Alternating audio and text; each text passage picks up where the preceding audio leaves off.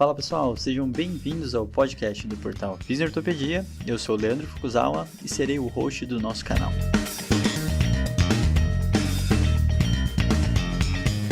Esse podcast tem como função ressignificar o papel do fisioterapeuta em tempos modernos.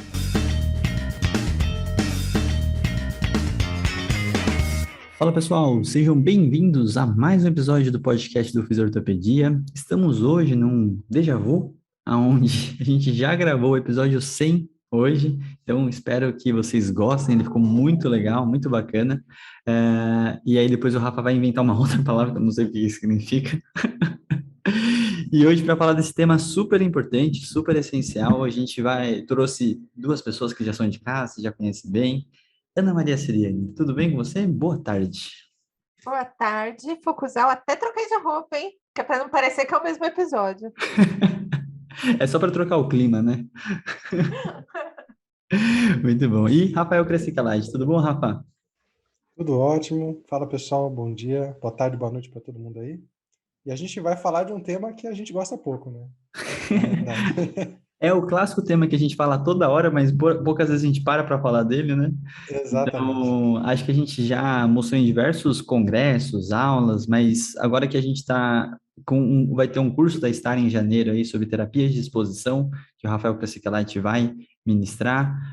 A gente tem a nossa pós-graduação, a especialização em dor para fisioterapeutas, que vai começar dia 22 de janeiro, e aí lá a gente vai conversar muito sobre esse assunto, então a gente está preparando o terreno aí para quem vai estar com a gente, e ao mesmo tempo tentar tirar um desconforto que a gente tem, porque a gente vê muito por aí, muitas confusões teóricas e na prática, então a gente vai tentar expor isso de uma forma muito mais fácil de entender, para a gente começar sobre esse assunto, que são as terapias de exposição. Primeiramente, a primeira confusão que a gente sempre vê, né, essa questão de como que se evolui o exercício, como se prescreve, por que que eu estou passando tudo isso, né? E aí, o fisioterapeuta classicamente adora um 3 de 10, um 3 de 15, né? E aí, nessa hora que a gente está falando sobre terapia de exposição, isso fica de lado, porque isso não tem uma grande interação com a proposta que a gente vai falar, né? E também a questão de exposição gradual, exposição gradativa, graduação de carga, então toda a complexidade do exercício, como que vai evoluindo com o nosso paciente, eu acho que tem uma grande problemática aí. Mas, obviamente, para começar esse assunto e dar uma base aí bem interessante, Rafa, por favor, contextualize-nos. Vou começar expondo vocês. Deu para corrigir na sua Gradativamente. fala? Mas eu não quis atrapalhar a sua fala, né? Vai gradativo, tá? Pra gente aguentar. Vamos gradativo, vamos gradativo. Na verdade, assim, eu acho que o ponto é importante, até antes de começar a falar sobre o contexto histórico, né, que dá origem aí às terapias de exposição, é entender por que a gente está falando disso, né? Ao longo da última década, principalmente, a pesquisa, os pesquisadores em dor têm tido um interesse muito grande pela relação entre dor e emoções. E, na verdade, emoções têm a ver com ímpetos, né, por assim dizer, da gente se aproximar de estímulos que são mais apetitivos ou se afastar daqueles que são mais ameaçadores, e também não só se afastar, mas tentar antecipar eventos que são potencialmente ameaçadores. E no contexto das coisas que são aversivas para a gente, né, e a dor é uma coisa extremamente aversiva para todos os animais, humanos e não humanos, o que acontece é que quando a gente fala dessa emoção que tem a ver com a gente antecipar eventos ameaçadores e se afastar daqueles que são ameaçadores, a gente está falando de medo. E o medo tem ganhado um renome na literatura aí, porque a gente entende que dentro dos fatores psicossociais que estão associados com um risco maior de cronificação em pacientes com dor aguda, comportamentos de medo e evitação, né, na verdade, a evitação e o medo parecem estar associados com um risco aumentado de cronificação e de incapacidade crônica associada à dor. E dentre pacientes com dor persistente, a gente vê que medo e evitação também parecem ser fatores muito associados com o que mantém esses pacientes incapacitados. Então, é por isso que o medo tem ganhado um renome no estudo da dor, né? Junto com outros fatores cognitivos e também emocionais. E é justamente por causa dessa associação, por causa desse papel do medo, pelo fato dos pacientes com dor muitas vezes terem uma percepção muito aumentada de ameaça, né, com relação à queixa de dor deles, é que entra essa história das terapias de exposição. Elas não são novas, na verdade, né? Elas se derivam aí de uma linha da psicologia que começou no movimento behaviorista, né? Então, eu gosto sempre de usar, quando a gente fala das abordagens cognitivo-comportamentais, a proposta do Stephen Hayes, das ondas das terapias da psicologia. Houve uma primeira onda das terapias comportamentais, né, que, para quem não sabe, são as terapias da psicologia que são baseadas em evidência, que envolveu essa base behaviorista, né? E dali surgiram conceitos sobre aprendizagem de medo, aprendizagem, condicionamento operante, aprendizado associativo, pavloviano, e tudo isso deu origem a algumas terapias, dentre elas as terapias de exposição, e uma outra abordagem que é muito confundida com terapias de exposição, que é chamada no inglês de Graded Activity, ou Operant Therapy, do português a gente chama de atividade gradativa ou terapia operante. Então, elas surgem da mesma onda, né, da psicologia, mas elas têm conceitos diferentes. Elas têm, na verdade, conceitos e propostas completamente diferentes. Então, é dali que surge a terapia de exposição, né, dessa ideia de que as pessoas aprendem a sentir medo de eventos potencialmente ameaçadores, começam a antecipar esse medo e evitar esses contextos, né, e aí elas começam por conta dessa evitação, e a gente tem um modelo maravilhoso falando, né, sobre o papel do medo e da evitação na dor, que é o modelo de medo e evitação, falando que essas pessoas acabam desenvolvendo incapacidade crônica associada à dor por causa disso. Então, a base, na verdade, da teoria de exposição é a ideia de que, inicialmente, uma percepção aumentada de ameaça perante a dor e o medo que esses pacientes começam a sentir disso, em antecipação à dor, né, ou durante os movimentos e contextos em que eles sentem dor, faz com que essas pessoas comecem a se comportar de forma diferente e comecem a evitar ou tentar se proteger em diversas situações que estão associadas com a dor ou foram associadas com a dor ou que o paciente entende que são associadas com a ameaça, e isso vai deixando ele incapacitado. E a ideia das teorias de exposição, já adiantando aqui antes da gente continuar o bate-papo, na verdade não é diretamente modulador, até o modelo de medo e evitação não fala mais de dor como uma consequência, ele fala de incapacidade crônica associada à dor, não é minimizador, mas sim diminuir a percepção de ameaça, a catastrofização do paciente e, por conta disso, a incapacidade. Então, essa é a ideia da teoria de exposição, né? Independente do nível de dor, reduzir percepção de ameaça para melhora da capacidade funcional. Então, assim, dando um en passant aí pela conceitualização, é dali que elas vieram, né? E, obviamente, a psicologia teve outras ondas ali, as teorias cognitivo-comportamentais que deram origem à terapia cognitivo-comportamental, e depois, né, com a teoria relacional, as terapias contextuais, como a terapia de aceitação e comprometimento, por exemplo, né, a gente já falou um pouco sobre ela com o Zé aqui, no episódio onde a gente falou sobre os valores do paciente com dor. Mas o fato de ser a primeira onda da psicologia, né, que deu origem à exposição, não quer dizer que ela é atrasada ou inadequada, muito pelo contrário, né? A gente tem várias evidências muito interessantes sobre essa abordagem. Mas é um pouco disso, tá? Do motivo pelo qual a gente fala de terapia de exposição e da onde ela veio também. Perfeito. E todos esses detalhes e todas essas teorias fazem muito sentido, eles facilitam a gente entender um pouco mais o nosso contexto terapêutico, né? Porque naquela hora que a gente quer explicar o porquê o paciente melhorou ou qual é o meu foco dentro da terapia, na hora da gente prescrever um exercício só por prescrever, e é por isso que a gente já conversou isso em diversas outras questões, o protocolo, né, ele acaba ficando muito vazio. Então, se você está procurando, a gente está aqui com grandes especialistas de ombro, a Ana Maria Sirene está aqui, né? E a gente começa a fazer uma série de exercícios e protocolos que você fica pedindo a todo momento para o seu paciente, você não consegue entender muito bem o contexto que ele está inserido, quais são as percepções que ele está tendo e aonde que ele se sente ameaçado. E, obviamente, a gente tem que ter uma grande habilidade junto disso com todo o processo da comunicação, porque eu preciso conseguir averiguar e captar muito bem quais são essas situações, quais são essas crenças, quais são essas situações que deixam ele, como a Rafa falou, com uma ameaça aumentada, né? Então, como a gente está falando de uma subjetividade, uma percepção e da processo de o que é ameaçador para ele, primeiro a gente começa a entender, dentro de todo o contexto, todo o histórico que ele passou, o que foi que influenciou, para conseguir melhorar esse entendimento e, em cima disso, você começar a desarmar um pouco esse paciente para você conseguir realmente expor, e o modelo de medo e evitação, ele explica isso de uma forma interessante, muito didática, na minha opinião, né? Ana, quer complementar alguma coisa em relação à parte do medo, alguma coisa da parte mais contextual? Não, só lembrar que quando a gente está falando de medo, de movimento, evitação, quando a gente está lá no contato com o paciente, esse medo ele pode ter sido, inclusive, instruído por um profissional de saúde que pediu para o paciente se resguardar de alguma forma. Esse medo pode ser um medo entendido pelo paciente porque ele viu outra pessoa com a mesma situação clínica que ele. Então, ele ficou com receio, ficou com medo, porque viu isso acontecer com outra pessoa. E também a gente tem ainda o que a gente chama de medo por observação, no caso dele ver alguém, instrução, no caso de um paciente, de um profissional de saúde pedir para a pessoa evitar de alguma forma, ou ainda porque ele mesmo passou por uma situação de dor quando ele tentou se movimentar. Então, é por experiência própria, por observar alguém, ou porque foi instruído. E essa instrução pode ser um profissional de saúde, pode ser uma informação da internet também, que hoje é muito comum. Então, não é que as pessoas tenham um medo infundado, elas têm algum motivo para sentir medo.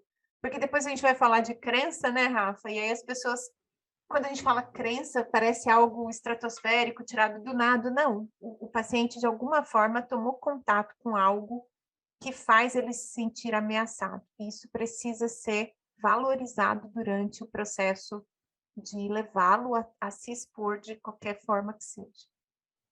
Tem um ponto legal nessa fala da Ana, só complementando, antes da gente até seguir com o nosso papo, porque o medo a palavra medo costuma ser usada como um termo guarda-chuva para falar de vários processos, né? Como, por exemplo, a pessoa assim, falar que está com medo, a pessoa se sentir ansiosa para algo que vai acontecer lá na frente, ou a pessoa apresentar respostas de defesa comportamentais, neurofisiológicas, até como alterações autonômicas. E aí, quando você pergunta para ela, ela fala: não estou com medo. Então, essas respostas inconscientes também, tudo isso é chamado de medo. Mas, na verdade, o medo é apenas a percepção consciente de que a pessoa tem medo. E é importante fazer essa distinção entre a percepção consciente que a pessoa está com medo, a percepção consciente de que ela acha que algo ruim vai acontecer, e essas respostas de defesa, porque quando a gente está avaliando o paciente na anamnese, a gente vai falar disso quando a gente for falar de crença, a gente muitas vezes pode chegar a uma conclusão que às vezes aquele paciente conscientemente, deliberadamente, ele não consegue falar sobre algo que é ameaçador. Mas quando você expõe ele a uma tarefa que ele tem dor, você vê esse monte de comportamento de defesa. Então, assim, quando a gente não separa o medo consciente das respostas de defesa, a gente pode erroneamente entender, não, esse paciente não tem medo e ele se trava porque ele está com falta de ADM ou mobilidade. Não, isso é medo também. Né? Então, é importante entender que o medo não é necessariamente só aquilo que a pessoa relata que ela está sentindo como medo. Às vezes essas respostas autonômicas vão acontecer de defesa, bracing, cocontração, rigidez, na indicação do movimento. E isso tudo pode acontecer e a pessoa não tem nem consciência de que está acontecendo. Isso também faz Perfeito. parte da resposta, né? Vou sair um pouco do roteiro, entre aspas, mas eu acho que outra consequência, e o pessoal acaba abordando de forma muito superficial, uma dessas respostas, assim como o Rafa falou, a questão dos pontos gatilhos, né? Então, quando você vê aquela cocontração, aquele músculo muito tenso e aí muito rígido, né? Tudo aquilo lá é um sinal e uma resposta, né, do corpo perante uma situação que ele tenha medo de uma movimentação, e aí o processo, às vezes, até de você, vou usar a palavra aqui, mas não é ao pé da letra, de liberar aquele músculo, né? Está relacionado a você diminuir o quanto que ele se sente ameaçado perante aquele movimento, né? Então, entender e conseguir expor isso de uma forma que o paciente ressignifique, eu acho que é uma palavra mais interessante, aquela movimentação, né? E não ficar tentando desmistificar, que eu acho que é uma palavra que você tem mais chance de gerar um backfire, acaba sendo um processo muito interessante, né? Então, lembrando que toda a direção de quebra de crença, ela não deve ser um objetivo, porque caso contrário, você começa a invalidar todo o entendimento que ele tem ou toda a fala dele. Então, essa parte é uma das partes que a educação em dor vem muito bem, e ela complementa quando você faz a terapia à disposição, né? Então, toda vez que você tem esse cenário dentro da reabilitação, acaba sendo muito importante que a gente fale de cognitivo, comportamental, porque é uma coisa que está relacionado, levando a um comportamento específico, né? Então, acho que isso é um passo bem interessante. É, vou contextualizar um pouquinho, mas eu vou pedir para a Ana falar. Quais são essas coisas que a gente vê no dia a dia? A Ana tem um curso de exposição também, que você percebe que as pessoas confundem muito, Ana. Então, assim, acho que vamos tentar realmente colocar algumas situações clínicas para falar assim, bom, nessas horas estou vendo que tem um conceitual errado ou tem uma prática inadequada por causa desse desentendimento, né? E aí, até estava dando aula esses dias, eu falei assim, é um cognitivo comportamental do fisioterapeuta para fisioterapeuta, né? Porque ele está entendendo o negócio inadequadamente e está se É. comportando de forma inadequada. Então, a primeira coisa que eu já vi, assim, que é a maior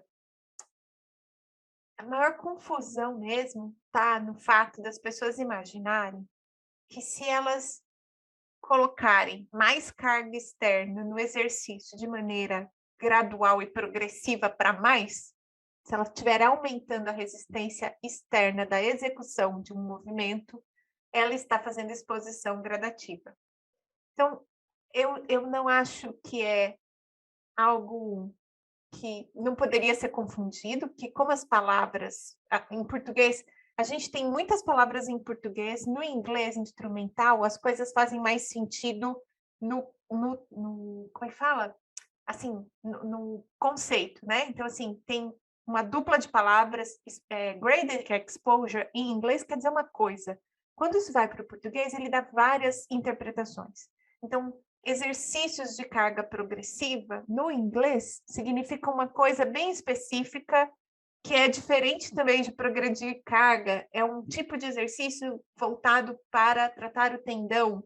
Mas isso no inglês faz sentido. Quando vem para o português, a gente mistura muito esses conceitos. Eu estou dizendo isso porque alguém pode ter esse entendimento hoje de que exposição gradativa é aumentar resistência externa num exercício e vai ficar chateado de ouvir, poxa, eu não sabia, mas não fica chateado. Não é óbvio a primeira escutada da palavra, a primeira tradução, mas não é.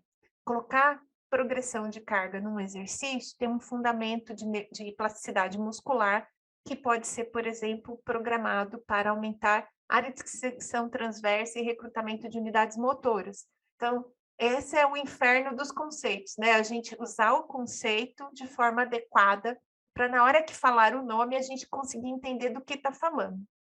Então, progredir em carga num exercício usando uma resistência externa com vistas a fortalecimento muscular é uma coisa. Fazer exposição gradativa de um paciente que tem medo de movimento ou que está com limiares de dor alterados por conta de uma adaptação ruim do sistema nervoso central é outra coisa. Esse é o erro mais comum e, de novo, não é uma culpa do clínico, tem a ver, inclusive, com essas questões da tradução. Outra coisa que as pessoas se confundem, e aí tem um pouco também do papel do que a gente mostra nas redes sociais. Muitas pessoas se confundem em termos de, para fazer exposição gradativa, eu preciso colocar o paciente naquilo que ele tem medo de fazer e criar barulho, instabilidade, inversão rápida de direção, recepção de carga. Estas coisas compõem a filosofia de trabalho, mas não é em si o que é exposição. Ana, como assim?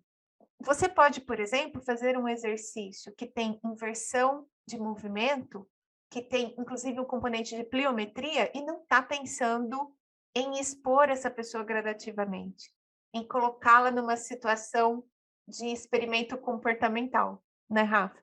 Se eu estiver falando bobagem, você me corrige. Porque Você eu nunca fala aprendo bobagem, Ana. eu aprendo junto com o Rafael, viu, gente? Esses conceitos todos, porque eles não são.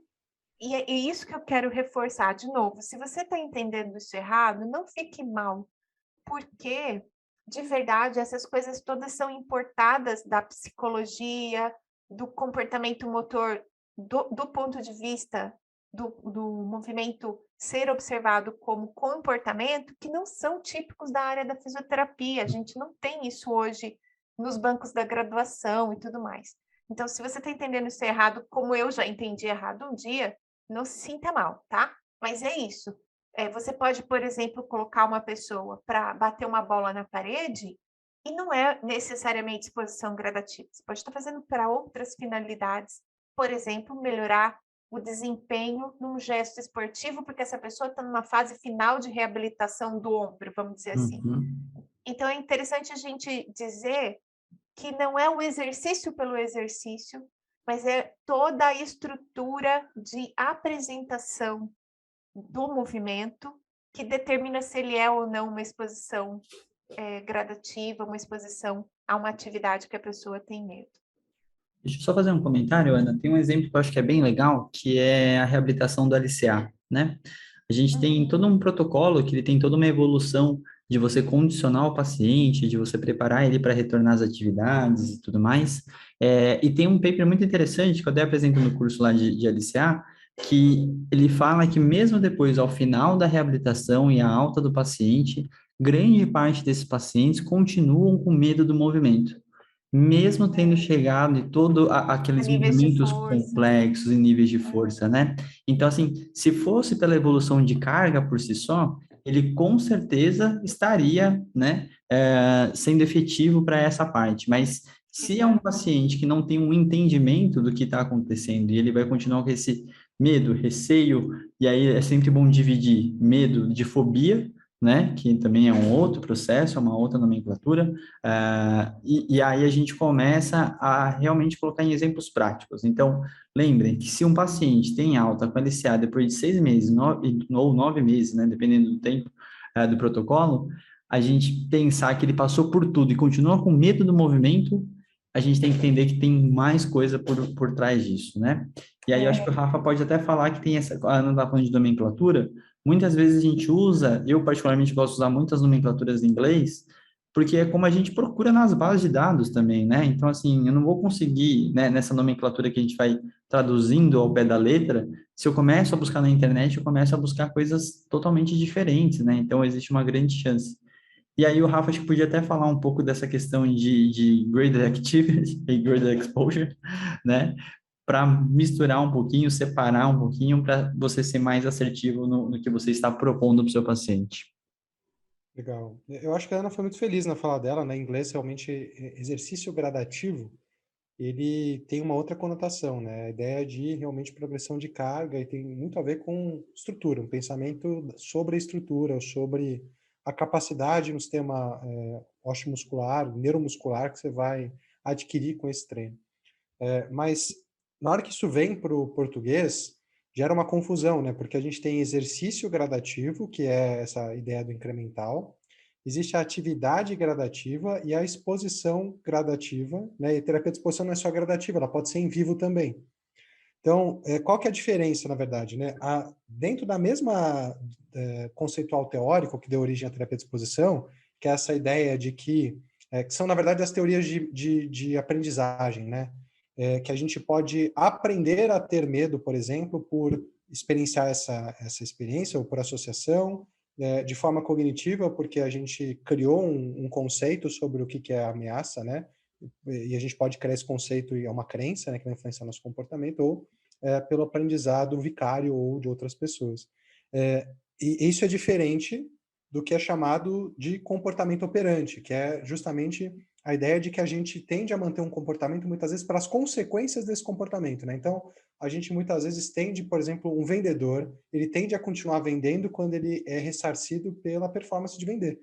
É uma manipulação da recompensa que faz com que ele tenta fazer mais e mais e mais. Da mesma forma, um paciente com dor pode começar a evitar de se expor a alguns ambientes ou até alguns movimentos, né? Porque como as pessoas costumam ter dor no movimento, pacientes com queixas musculoesqueléticas, comumente elas aprendem a ter medo do movimento, medo da dor relacionada ao movimento. E ela pode aprender a evitar aqueles contextos ou achar formas de se movimentar, na verdade, que evitam aquela situação dolorosa. Então, o paciente, ao invés de agachar para pegar algo no chão, pega com o pé, por exemplo, com a coluna ereta, ou agacha sem usar a coluna, por exemplo. Isso é um comportamento de evitação. Então, essa ideia do operante, da que a gente se comporta pela consequência, é o que dá origem à terapia operante ou atividade gradativa. Atividade gradativa é uma abordagem da psicologia que não tem nada a ver com exercício. Ela tem a ver com o nível de atividade da pessoa.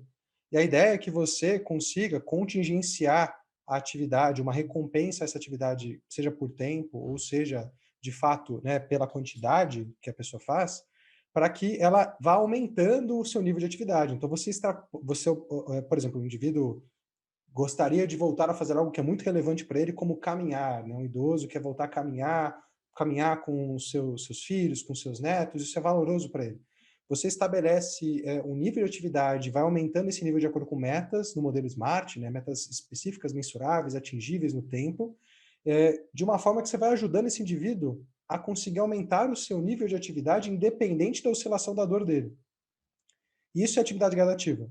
Né? Não é fazer 3 de 10, né? Não é fazer exercício seriado, nem incremental. É você bolar estratégias comportamentais para ajudar aquela pessoa a conseguir ir aumentando o seu nível de atividade naquela tarefa em que ela gostaria de voltar a fazer, o que é valorosa para ela, o que ela elencou como uma tarefa que ela gostaria de voltar a fazer. E essa terapia não tem nada a ver com medo, ela é baseada completamente no comportamento operante.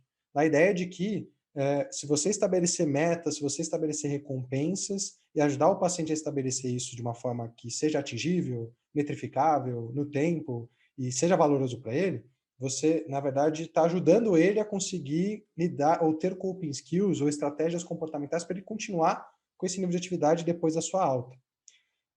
Então, essa é a atividade gradativa, aqui no português, que é diferente da exposição gradativa. Né? Exposição gradual gradativa são, na verdade, 2 nomes para a mesma coisa. A ideia de que você vai elencar as tarefas, movimentos ou contextos em que esse paciente tem mais medo de fazer, ou de se expor, ou de, né, estar, e aí você vai começar um processo de gradualmente ir colocando ele nesses contextos, das tarefas, contextos ou movimentos menos ameaçadores para aqueles mais ameaçadores. E aí, quando você coloca ele nesse contexto, você não faz, por exemplo, o paciente tem medo de agachar, você não vai fazer 4 séries de 10 de agachar. Você vai fazer experimentos comportamentais para fazer o que o Foucault falou, para que ele tenha uma experiência diferente com o movimento. Né? Se a gente sair totalmente da caixinha e for, por exemplo, do tipo medo de cachorro, seria equivalente a o indivíduo tem medo de um pastor alemão. Eu vou colocar ele com um filhote primeiro, e eu não quero que ele só olhe o filhote ou pegue o filhote, eu quero que ele interaja com aquele filhote, eu quero que ele brinque, puxe a cordinha, jogue bolinha, sente no chão, que o filhote morda ele, e que isso, no final das contas, ele tenha uma experiência diferente com o filhote. No começo ele vai começar a tentar evitar, vai ficar ruminando mentalmente que vai dar ruim, que aquilo é perigoso, vai ter respostas autonômicas, mas de repente ele vai estar brincando, relaxado, e vai ter saído de lá com uma experiência diferente. E aí eu posso colocar ele depois com um outro cachorro, um golden, né, até chegar num pastor, talvez num pincher, por último, né, que é o demônio. Mas essa é a ideia da graduativa, da gradual. O que é diferente da exposição em vivo, onde eu vou direto na tarefa em que o paciente elenca como uma tarefa valorosa para ele. Então, o paciente tem medo de agachar, ele tem medo de pegar uma roupa no varal, tem medo de fazer um alcance. E você vai fazer os experimentos comportamentais direto nessa tarefa. Então, a terapia de exposição, ela é baseada na ideia de você fazer vários experimentos comportamentais, que é ficar manipulando o contexto, o objetivo, manipulando aquilo que está acontecendo para que a pessoa tenha uma experiência diferente. E quanto está bom? Quando você vê e perceber, e o paciente perceber, que a percepção de ameaça dele para fazer aquilo realmente diminuiu. Uma parte você vai perceber porque ele falou, e outra parte porque você vai perceber que ele começou a baixar aqueles comportamentos de defesa. Começou a fazer menos cocontração, rigidez, menos lentificação, começou a fazer o movimento de forma mais natural. Né? E isso pode eventualmente repercutir, inclusive, uma redução da dor que ele tem. Né? Porque uma parte da dor nesses pacientes mais persistentes e mais sensíveis pode vir por essa antecipação de que vai doer. E aí, quando você vai conseguindo quebrar esse ciclo de ameaça, esse paciente também vai ficando, né, menos, ele vai antecipando menos que vai doer, ele vai entrando mais relaxado no movimento, com um mindset diferente, e ele pode sentir algo diferente ao longo do movimento. Então, assim, é importante essa diferença, porque a atividade gradativa e a exposição gradativa ou gradual, elas são baseadas em conceitos totalmente diferentes. Né? Conceitos sobre comportamento, aprendizagem, que vêm da mesma onda da psicologia, são baseados nas teorias de aprendizagem, só que elas têm explicações diferentes, objetivos diferentes, né? E, eventualmente, eu posso, num paciente, escolher fazer uma ou outra, né? Por exemplo, um paciente com osteoartrose, onde eu entendo que o automanejo é uma coisa importantíssima, talvez eu entenda que ele precise, a atividade gradativa vai me ajudar a ajudar esse indivíduo a criar estratégias de colocar metas comportamentais que ele vai poder levar após a alta. Vai ajudar ele a ter autonomia para levar aquela condição. Enquanto num paciente com muito medo de se expor, de se movimentar, aquele paciente, né, que quase não adere ao movimento na terapia, e talvez eu comece com uma exposição gradual, né, porque justamente eu preciso ajudar ele a primeiro entender o movimento de forma diferente, para depois eu pensar, né, em como conduzir isso fora do consultório. Então, é importante ressaltar realmente que no português existem essas três distinções: exercício gradativo, atividade gradativa, que eu gosto de chamar terapia operante, que é o nome oficial dela em inglês, baseado nos conceitos de condicionamento operante, e as terapias de exposição gradual em vivo. Boa. Eu queria até explicitar que eu acho que é uma coisa super interessante, a gente trazendo um pouquinho para a prática clínica, né? Muitas vezes, quando a gente dá aula de educação, e também é como realmente acontece na avaliação, a partir do momento que o paciente começa a te relatar e começa a colocar todas essas sequências de eventos, e ele começa a perceber um pouco a rotina dele, muitas vezes, assim como o Rafa falou, ele não percebe que ele tem medo de algumas situações, porque ele já está numa evitação e ele já se adaptou e se adequou àquele processo. E em muitos momentos, uma das grandes propostas que eu acabo fazendo durante a avaliação é o paciente sair, entre aspas, sem grandes instruções, né, de intervenções, exercícios específicos, e eu peço para ele viver com esse novo entendimento que ele tem.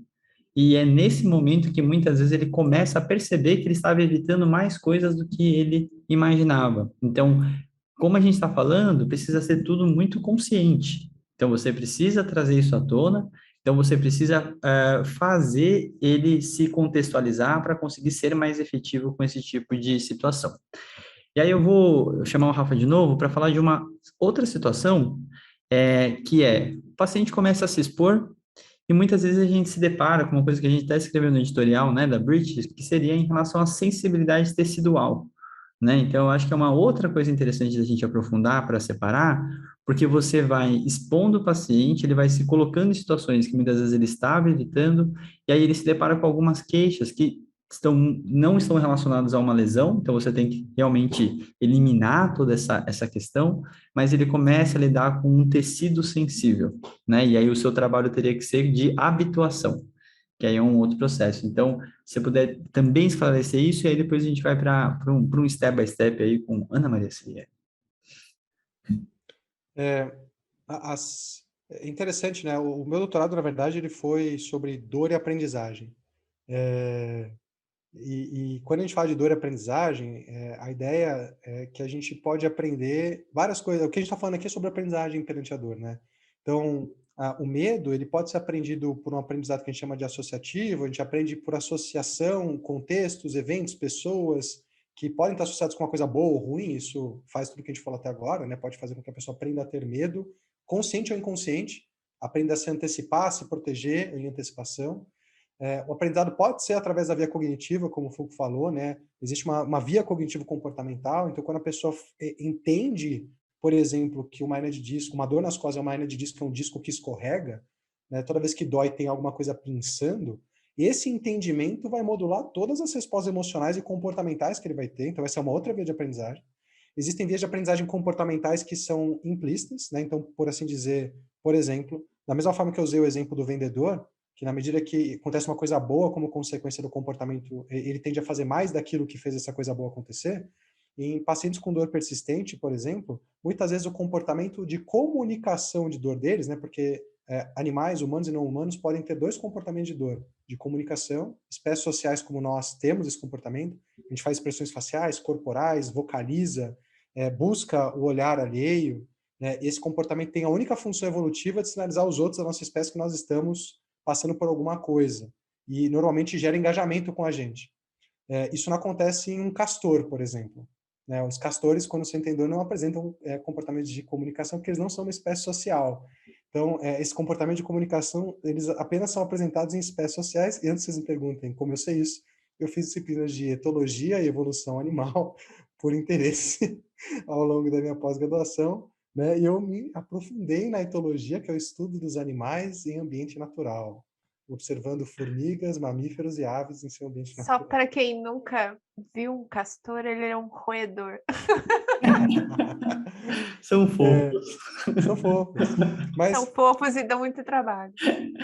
além de roer as coisas, né, e não expressar comportamento de dor, porque eles não são espécie social, né, os castores eles são fofos. Mas, brincadeiras à parte, né, a gente pode ter comportamento de comunicação em dor, como animais humanos, e também de defesa. Então, olha que interessante. Quando, por exemplo, em um casal, e tem vários estudos que mostram isso, das pessoas do casal começa a ter dor persistente, o que acontece, pode acontecer, é que o comportamento de dor da pessoa, daquele casal, vai começar a manipular o comportamento do seu parceiro ou parceira. De forma que quando, por exemplo, ele sente dor, a pessoa dá mais atenção, quando ele sente dor, a pessoa cobra menos ou fica mais próxima. E isso, inconscientemente, pode fazer com que esse comportamento de comunicação em dor fique mais frequente, independente da pessoa saber ou não que isso está acontecendo. Então, assim, isso também é uma forma de aprendizagem, né? E a gente pode aprender a fazer isso com comunicação, comportamento de comunicação em dor e defesa. E uma outra forma de aprendizagem que acontece na dor é a sensibilidade da via nociceptiva. A gente pode aprender de forma inconsciente a mudar isso. É um tipo de aprendizagem que a gente chama de não associativo, né? Então, um exemplo clássico disso é se vocês, como um paulistano como nós, paulistas, né? A Ana está em Ribeirão, fomos à praia, nós vamos fazer a mesma coisa, a gente vai tirar o chinelo quando vê o mar bonito, vai pisar descalço na areia fofa, ela vai estar a 42, 43 graus Celsius, que é próximo do nosso limiar de dor por temperatura. A gente vai dar o primeiro passo super confiantes de que a gente vai chegar no mar. No segundo passo, ele começa a esquentar, no terceiro começa a incomodar e de repente você está pulando de sombra em sombra, né? Isso é um processo de aprendizagem. A via nociceptiva, ela ficou mais sensível àquele mesmo estímulo, começou a gerar uma amplificação da resposta neuronal da via nociceptiva, né, que foi momentânea. Quando você bota o pé na água, ela volta. Mas em muitos pacientes com dor persistente, essa sensibilidade pode estar continuamente aumentada. Isso é um processo de aprendizagem que a gente chama de sensibilização, que pode ser periférica ou eventualmente central quando está acontecendo no sistema nervoso. Então, o que o Foucault falou, na verdade, é que quando você começa a expor alguns pacientes com dor persistente, eles podem apresentar e começar a ter, por conta dessa sensibilidade, dor. Né? Porque justamente você está expondo o tecido deles, o movimento deles, muitas vezes a uma via nociceptiva que está, de certa forma, amplificada porque o sistema de dor deles como um todo está alterado.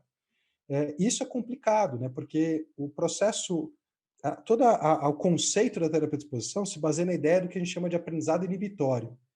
Coisas que são muito ameaçadoras para a gente nunca são apagadas da memória, a gente sempre guarda isso lá. E aí, a exposição, ela cria uma segunda camada de aprendizado em cima dessa. Então, eu aprendi que meio que está tudo bem eu agachar, por exemplo, ou pegar uma coisa do chão. Mas ao menor sinal de um estímulo, de novo, de dor, pode ser, aquele aprendizado inicial, ele tende a voltar com tudo, né? E a gente chama, o termo em inglês disso é reappraisal. Então, você reativa aquela circuitária neuronal e a pessoa volta a ter os comportamentos de defesa. Então, é muito comum ao longo da terapia de exposição esses vai e vens. Você vai meio que liberando novos estágios, porque a pessoa vai se permitindo ter uma liberdade maior no movimento, se expondo mais, ganhando confiança, e de repente você pode ter um pequeno flare-up, você pode ter uma sensibilidade aumentada, e isso pode trazer à tona de novo tudo que já existia em um menor grau, né? Às vezes não volta como era, mas é importante a gente saber que isso acontece, porque, de novo, pacientes com dor crônica comumente têm alteração na sensibilidade da via nociceptiva também, tem uma sensibilidade aumentada. Então, a gente tem que aprender a lidar com isso e entender que faz parte do processo e que muitas vezes, talvez a terapia de exposição, quando tiver muita sensibilidade, ela talvez tenha que ser feita em paralelo com outras intervenções que podem ajudar a manipular ou mobilizar melhor, ou modular era a palavra que eu queria encontrar, essa sensibilidade aumentada, como uma terapia manual, por exemplo, que vai modular momentaneamente a sensibilidade da via nociceptiva, exercícios, que vão, né, também tem um efeito analgésico endógeno. Então, a terapia de exposição, é importante a gente entender isso, assim, ela não foi feita originalmente para modulação de limiar aumentado mais baixo, né? Sensibilidade aumentada de dor. E se ela estiver muito aumentada, pode ser uma barreira para a gente continuar seguindo com a exposição. Então, às vezes, a gente bate em alguns pontos de sensibilidade que a gente tem que ir com outras intervenções que ajudam mais a modular a via de nocicepção do que a exposição em si e voltar a expor na sequência, assim que possível. E eu puxo muito esse tópico porque a grande questão, e na minha opinião, o grande segredo aí para você ter uma boa, um sucesso nesse tipo de intervenção, né? É a frequência que você consegue fazer o paciente vivenciar novas experiências de forma ressignificada, né? Então, assim como o Rafa falou, enquanto a gente não tiver a canetinha do MIB de apagar memórias, né? As memórias não são apagáveis, então você não conseguiria simplesmente extinguir esse processo do evento que aconteceu, né? Então, o paciente tem que ter constantes eventos positivos para ele começar a entender que aquilo é uma realidade, né? E, obviamente, que muitas vezes, nesse caso, acaba acontecendo igual o Rafa falou, do reappraisal, onde você reativa tudo de novo e pode ter os famosos flare-ups ou qualquer coisa do tipo, né? Ana, fala pra gente, e eu acho que agora é um momento bem prático, né? Se a gente for falar um step by step de toda essa preparação, né? A gente já discutiu bastante questões teóricas, colocou algumas coisas práticas, mas você como uma grande professora, né? Vamos colocar os pingos nos is, vamos detalhar alguns processos para facilitar quem estiver escutando a gente. Acho que o primeiro ponto importante de ser considerado é que quando a gente está falando dessas estratégias de colocar o paciente em movimento, abordando principalmente a questão do medo, a gente não está falando de pular etapas, como é, por exemplo, a necessidade de uma excelente avaliação. Então, primeiro que eu queria dizer para todo mundo é: não vá cair no medo de ouvir na anamnese do seu paciente elementos que te levam a acreditar que ele tem medo de movimento e que isso é o que basta para você partir para essas estratégias. Então, é uma avaliação completa, na qual a gente reafirma a nossa identidade profissional de avaliadores do sistema músculo-esquelético. Então, tem que ter um exame físico qualificado, bem feito, que vai fazer essa averiguação de tudo que a gente tem de estrutura e que é acessível com os nossos procedimentos de avaliação. A gente tem que descartar red flags, isso é imperativo, independente do paciente que a gente for avaliar, esse é um step fundamental.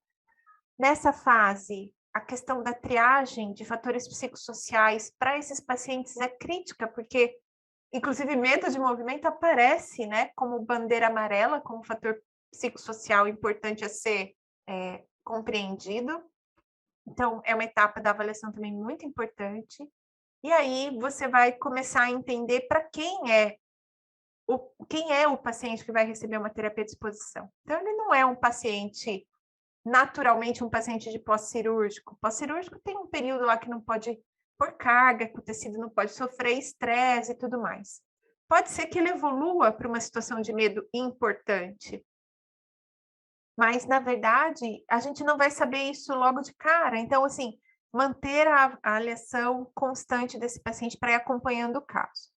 Outra coisa que eu queria dizer é que esses pacientes que têm medo de movimento de maneira significativa a ponto de precisar de uma estratégia de exposição, eles normalmente estão entre pacientes que têm dor crônica, mas também não é a única situação. Você pode ter uma lesão de chicote em que a percepção de ameaça é muito grande, porque, né, falou de lesar cervical, esticou o pescoço, bateu a cabeça. Essas coisas todas levam o paciente para uma situação de medo por instrução mesmo. É perigoso machucar o pescoço e a pessoa fica com medo. Então, isso pode estar presente num paciente mais crônico, mais agudo. Eu já vi muito medo de movimento em luxações de ombro, no pós-luxação, e a gente tem uma série de luxações que são primeira luxação, paciente jovem, o primeiro tratamento é conservador, se não estiver engatando, e esse paciente pode estar com medo. Então, pode ser um paciente crônico, pode ser um paciente agudo,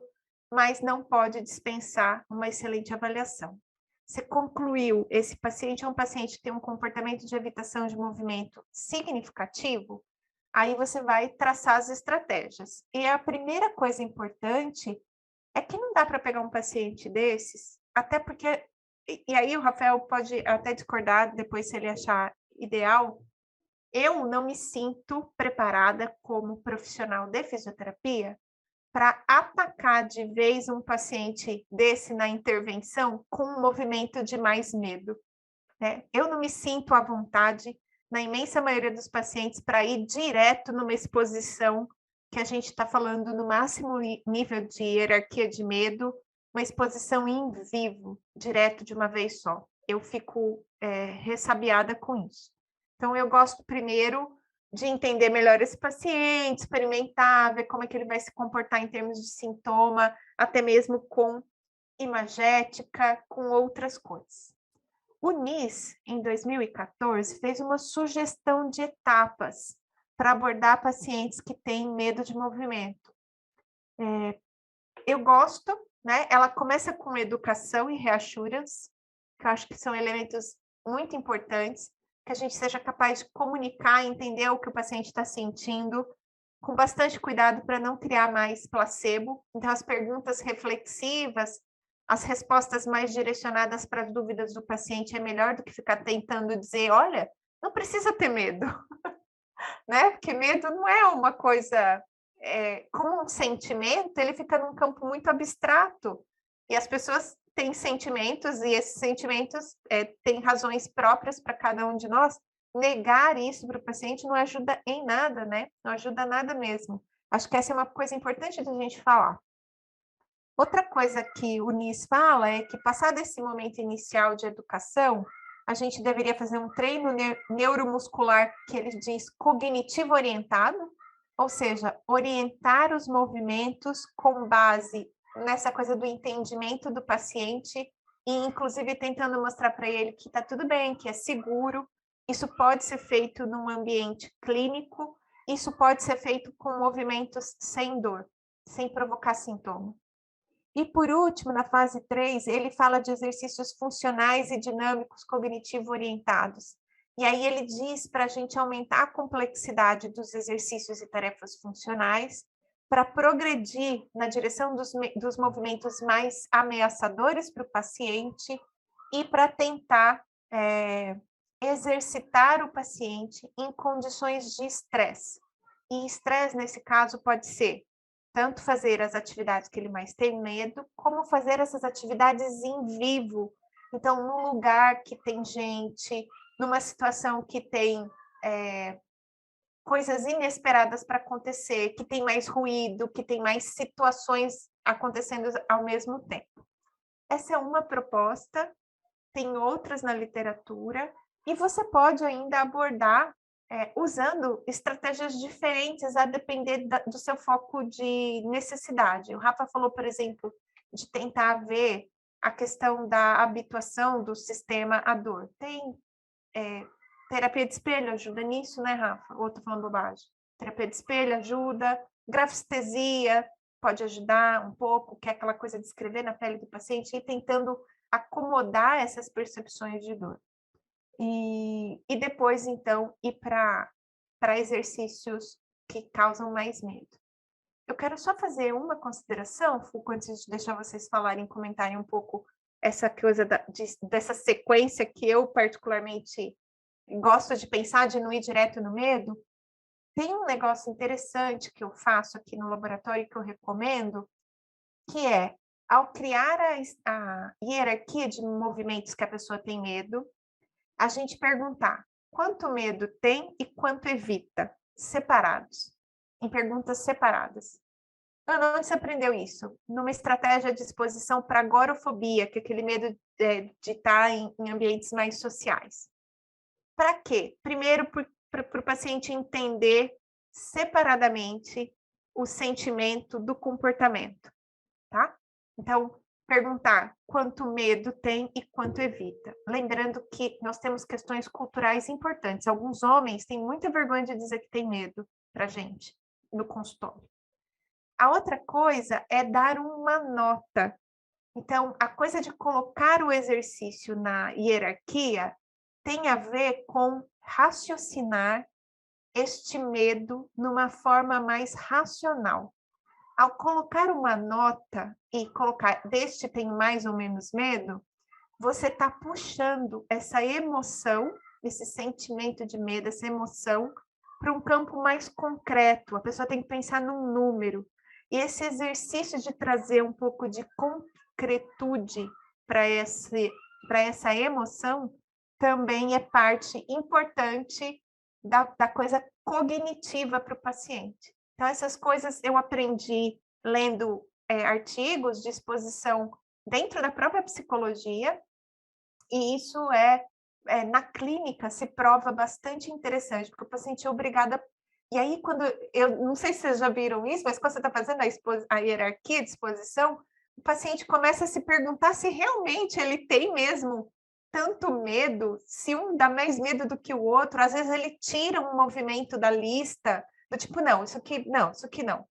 Então, assim, é um processo de elaboração mental super interessante a hora que você está criando a exposição e dando nota para ela, ou classificando quanto medo. Rafa, você quer falar? Você está se mexendo aí? Na... eu sou um Vocês cara não estão vendo, cinético. mas eu tô. Eu sou um cara cinético aqui. Esse ponto que você falou é um ponto importante, né? Porque quando a gente vai olhar a literatura, até em termos de eficácia, né? A exposição, hoje a gente tem estudos, ensaios clínicos randomizados de boa qualidade, mostrando, inclusive já com revisões temáticas ali, também mostrando isso, que é uma terapia eficaz, né, para melhor de dor, mas dor não é não tem tanta evidência, mas incapacidade Disfunção. sim, disfunção é o principal ponto dessa terapia, em pacientes com, principalmente, dor de coluna, fibromialgia, síndrome complexa de dor regional, whiplash, né? Whiplash quer dizer que é chicote cervical. Então, tem várias evidências interessantes, mas uma coisa que chama a atenção dessas abordagens é que em algumas populações, como, por exemplo, dor lombar, em alguns casos, e síndrome, distrofia simpática reflexa, né, também é um outro caso, é que o dropout é bem grande na terapia de exposição em vivo. Ou seja, os pacientes, apesar de ela ser uma terapia eficaz, os pacientes tendem a abandonar essa abordagem com uma frequência maior. Talvez isso está muito alinhado com o que você falou. Às vezes ela pode ser, como ela é considerada, né, a raiz, a exposição em vivo raiz, que é do tipo pouquíssima educação. A educação é mais do porquê que é a exposição, é o tratamento. Nos fala de educação em dor, nem nada do gênero, né? Se explica sobre modelo de meio de evitação, comportamento e vai, e expõe, né? E expõe experimento comportamental ali no ambiente naquelas tarefas e movimentos com muito medo. Ela nessa forma raiz, realmente, talvez ela seja muito forte.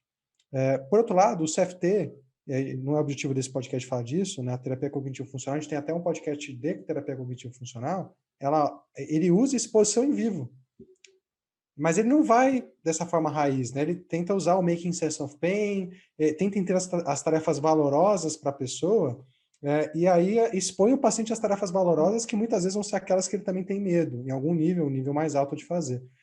Eu acho que tem que dosar, a gente mesmo, Ana, né, tava com essa discussão no planejamento do ensaio clínico randomizado, que a gente está pensando em fazer para pacientes com dor no ombro, né, usando exposição, que o ombro é uma região complexa, né, você os movimentos normalmente não dá para saber o que vai acontecer durante, assim, a pessoa tem muito essa coisa da antecipação, talvez não seja o mesmo nível de ameaça que é uma coluna, mas o fato dos movimentos como serem em cadeia aberta faz com que o paciente não consegue meio que ir sentindo, assim, ele simplesmente começa o movimento. Então, a exposição talvez tenha que ser mais gradual, naturalmente.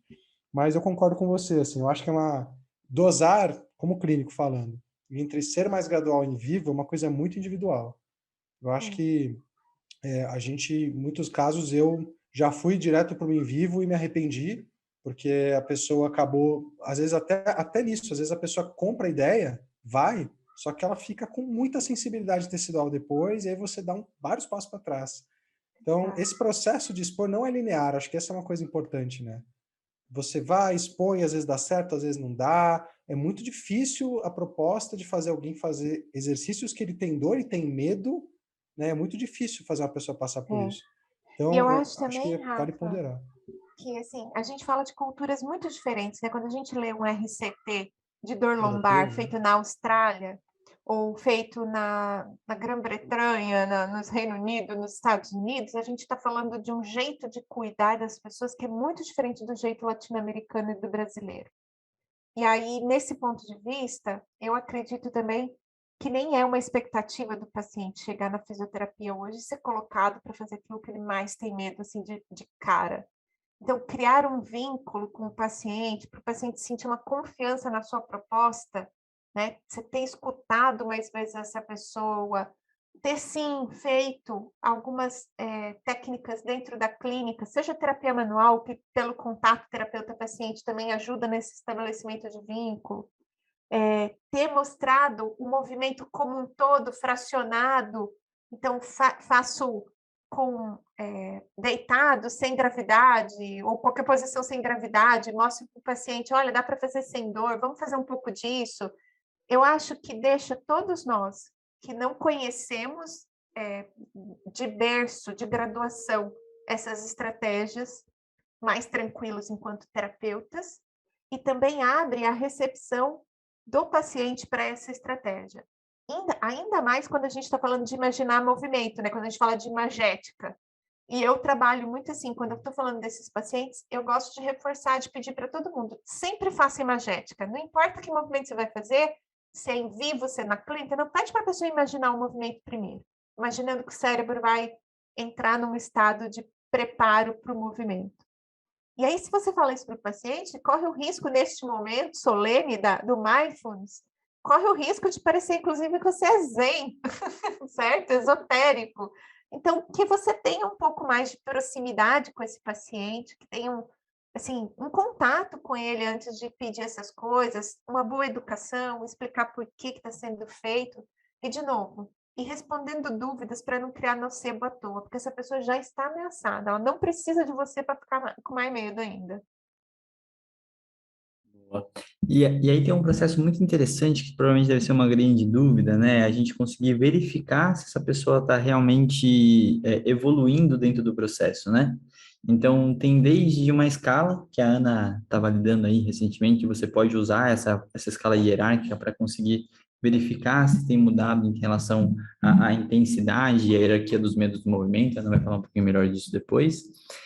E também eu acho que esse processo que a gente estava falando, e eu reforço muito nos meus cursos de educação, como que você faz entre as sessões esse feedback nesse intervalo, porque eu consigo saber se ela conseguiu colocar isso realmente na prática do dia a dia dela, né? Então, você tem um tempo e uma comunicação que permite ao paciente relatar a sua rotina, o que ele fez, deixou de fazer, o porquê que ele deixou de fazer, e brincar um pouco com esse esgotamento para ele realmente saber se ele está deixando de fazer porque não deu tempo, não foi uma programação, ou realmente foi um receio, um medo do movimento. Então, esse tipo de verificação, ele tem um pouco desse feeling, essa capacidade de comunicação para você criar um ambiente seguro. E aí eu acho que o grande segredo é você não criar um ambiente terapêutico cheio de julgamentos, né? Porque na hora que você prescreve alguma coisa para o paciente e você chega cobrando ele se ele fez ou não fez, e essa é a grande proposta terapêutica, isso é muito vazio. Então, ele precisa chegar, conseguir iniciar os relatos sobre o que aconteceu entre as sessões e sentir que ele não vai ser julgado por ele ter feito ou deixado de fazer e você reforçar isso positivamente, né? Então, essa é uma das grandes questões que eu acho muito relevante para a gente falar. A gente está chegando aqui no final do episódio, eu queria fechar com a Ana e com o Rafa, falando um pouquinho da parte de produções científicas, porque vai vir uma leva de artigos super interessantes aí, é uma das linhas de pesquisas da Ana e do Rafa, então vamos fechar com essas produções que em breve estarão aí em todas as bancas, brincadeira, em todos os lugares aí. Então, Ana, por favor. Acho que a principal produção científica que eu posso citar nesse momento é o aceite aí do artigo do doutorado do Walter Ansanello Neto, que é o desenvolvimento de uma escala fotográfica para medo de movimento relacionado ao complexo do ombro e membro superior.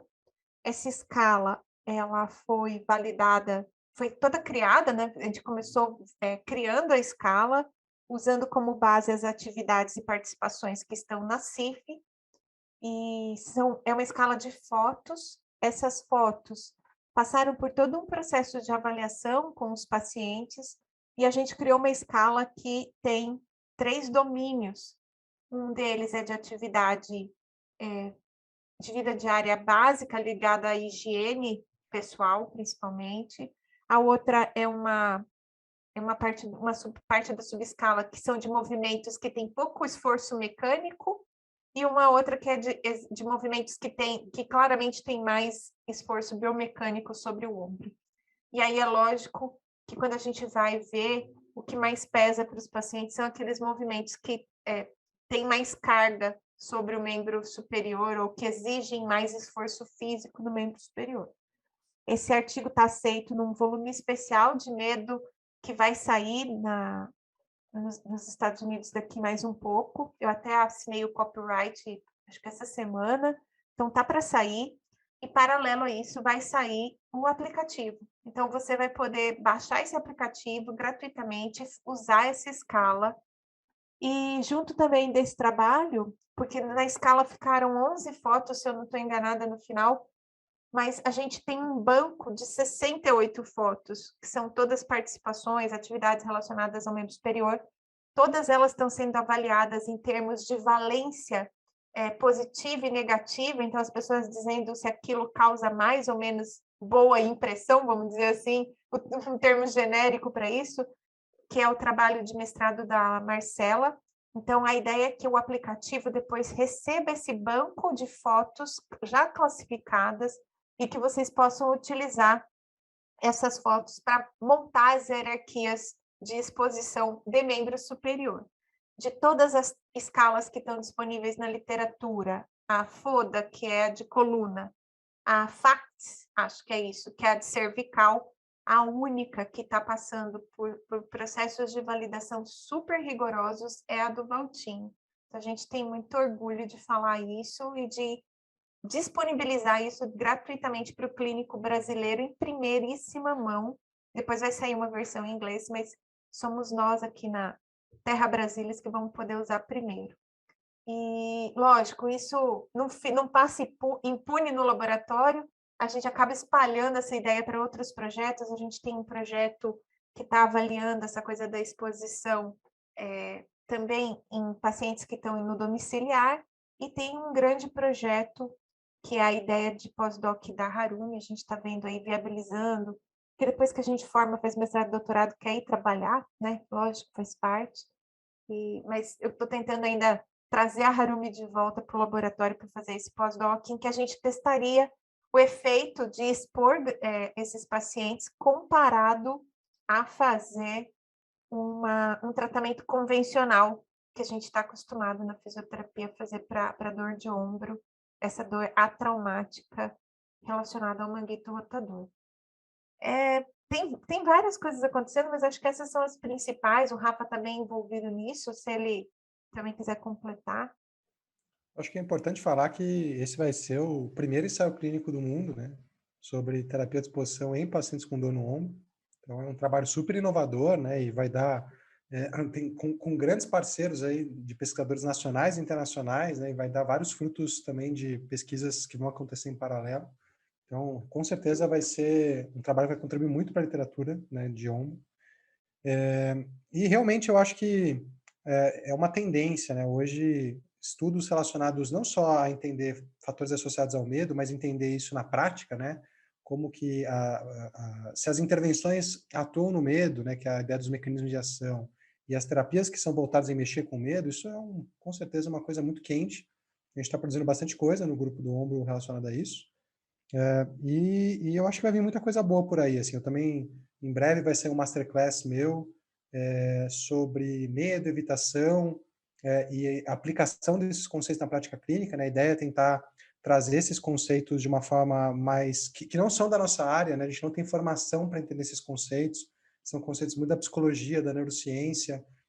Então, a ideia é trazer esses conceitos de uma forma que o clínico consiga entender e utilizar no seu dia a dia clínico. Então, a gente escreveu, né, e esse é um masterclass que eu tenho aí como coautores o professor Felipe Reis, o JP Klaner da Austrália, e o professor Vai e Melders também, que são grandes pesquisadores de medo.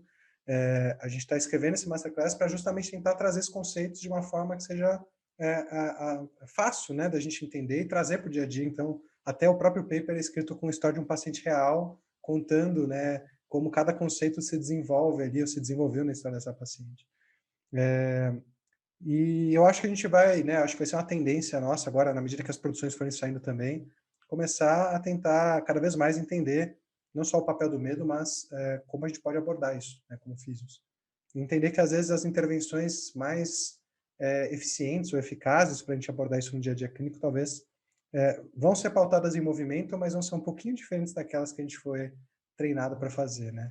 Foge da ideia de exercício seriado, da ideia de fortalecimento, né? Como a gente falou desse episódio, é uma nova forma de olhar para o movimento, expor o paciente ao movimento em indivíduos com dor. Então, com certeza, eu acho que é uma coisa que os clínicos deveriam olhar, deveriam buscar, né? E tem pouquíssimas pessoas que falam disso, né, aqui no Brasil. A Ana é uma delas, eu também, né, tento falar disso de algumas formas. Então, tem o curso da Ana, tem o nosso curso que a gente vai lançar dentro da plataforma STAR, em janeiro agora de 2022, sobre terapia de exposição também. Mas eu acho que, de novo, né, a ideia é ser um lifelong... a ideia é que a gente continue estudando ao longo do tempo, ao longo da vida, lifelong learners, como a Ana gosta de falar. Então, a ideia desse episódio aqui era dar, talvez, um fundamento para que todos possam entender alguns conceitos básicos, algumas coisas que são mal entendidas, né, talvez deixá-las mais claras, e dar uma base para que todo mundo possa se interessar no assunto, começar a se aprofundar, né, estudar, ler artigo, ler livro, né, e, enfim, né, começar a buscar esses gaps aí na nossa formação, de uma abordagem que, com certeza, está no futuro da fisioterapia, né? Eu acho que temos que olhar para isso aí. Só super rápido. Quem tiver curiosidade para conhecer diferentes estratégias dessa, lá no meu perfil, tá tudo separadinho numa guia. São posts que eu fiz, que tem inclusive passo a passo para fazer imagética, atividade gradativa, exercício com e sem dor, hierarquia de medo, exposição em vivo. Pode dar uma passadinha lá até que o curso do Rafa fique pronto. Sensacional. Vocês entenderam que a gente vai falar muito desse assunto ainda, né? Então, depois que todos esses negócios saírem, aí a gente vai fazer mais conteúdo sobre, né? Vai ter a plataforma STAR, vai ter na nossa especialização em dor para fisioterapeutas. Então, é uma temática que a gente ainda vai querer explicitar de diversas formas, né? Para conseguir melhorar esse entendimento e esclarecer muito esses conceituais que são muito relevantes em nossa prática clínica, né? Então, sair de um clichê, que é a fisioterapia, e a gente conseguir ser diferenciado em todo esse processo. Então, Rafael Crescicalati, muito obrigado por essa aula que tivemos aí. Ana Maria Cirene, muito obrigado por todos os esclarecimentos, né? E, com certeza, nos vemos no próximo episódio. Um grande abraço para todo mundo e valeu!